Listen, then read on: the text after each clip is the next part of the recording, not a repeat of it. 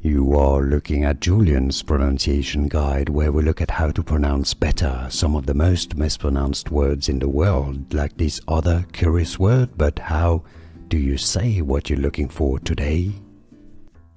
Let's learn how to pronounce this word from French. This is simply a word meaning a rock in French. That's how you say a rock, but it's also the name of a famous type of chocolate, generally made by Ferrero, Italian. But that's a French word, definitely. So we need to look at the French pronunciation and how you can easily say it in English as well. Rocher is the French pronunciation. Rocher, CH pronounced more like SH in French, and ER is E. Rocher. Now in English, you make a bit of a diphthong at the end and say Rocher. Rocher. Here are more videos on how to pronounce more confusing words and names too many mispronounced. Like this video if you found it useful. I appreciate your support. I'll see you soon and thanks for watching.